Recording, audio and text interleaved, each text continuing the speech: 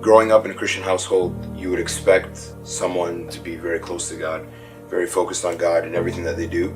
Unfortunately, that wasn't the case for me. And as I would get older, it was really difficult because the people that you meet, there's different interests, there's different mentalities. There's people that don't believe in God. And I ran into that a lot, unfortunately, because I was surrounded by it every day. I just put God last. It's fair to say that my life was filled with a lot of stress and anxiety and fear. I would say addiction as well. Feeling like there's no solution, constantly relying on my own strength. That constant feeling of, wanting to be like everyone else, it just all came naturally. And unfortunately, the more I did what they would do, the more I found it easier to just drift away. And I found myself being someone that was easy to be led by, certain events that were going on, whether parties or whatever that would be. And I would just find myself there. When I think about it, it was exactly a year ago around this time, actually, when I sort of rededicated my life to Christ. The main thing that happened was I ended up seeing a movie with my cousin called The Case for Christianity, or The Case for Christ. And we went and we saw that, and I think that movie affected me in the sense that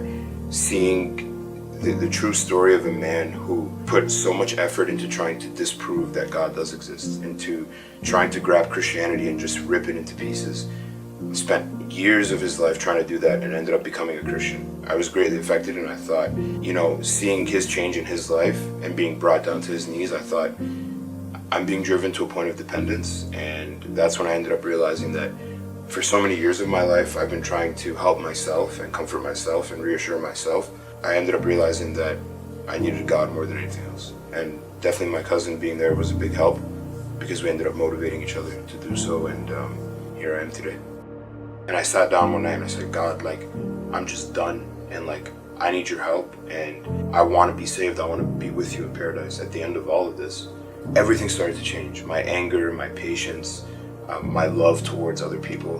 Before, it was so easy for me to get angry at people, at my own family. And the more I would depend on God, the more he was faithful to me and would honor that and would help me and reward me by freeing me from these things. And so in terms of patience and anger, it's just been insane. The change has been incredible. And I find myself today someone that's a lot more calm and loving and understanding, and slow to anger, slow to speak, like it says in the Bible. And I can finally read those words and be like, I'm finally there, not because of me, of course, but because of God's help, and I'm very grateful for that. Save yourself the time and realize that nothing in this life will ever satisfy you, and nothing in this life will be able to save you. That's something that even us as human beings, we can put to the test. And I like to say this a lot, but with technology, with people, with partying, put it to the test and keep doing it. And you'll start to realize how it's not taking you anywhere. The society is so fixed on, let me show people my life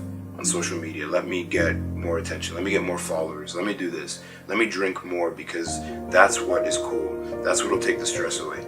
Only to come back the next day and realize my problems still exist and I don't know how to deal with it. And so the problem that we do as a society is we look for these other solutions that end up not working, and they don't fix anything ever. There's simply no time to waste. A lot of people look for a better life. The Christian life, and we say this a lot, but it's true, it's not guaranteed to be easy. It's not gonna be easy.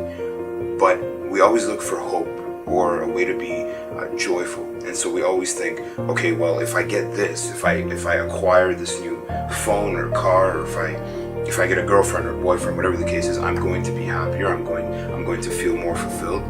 And again, you will realize that it only fails you. And so we keep going through this cycle of chasing one thing after the other, and nothing ends up working out for us. At the end of the day, if you want joy, it's found in Jesus. If you want to be free from your anxieties, your fears, there is a way out, absolutely, through Jesus Christ. And he will help you and he will guide you. And it's written in his word, he wants to love you and he wants to care for you. Don't take this matter lightly, because there will be a day eventually where you won't have the choice anymore. And it'll be you and God, and depending on where you're at, he'll either have something really good to say to you or not. So Chris, do you love him? Yes. Absolutely. I love Jesus, for sure. And I'm so grateful for how he's changed my life and saved me.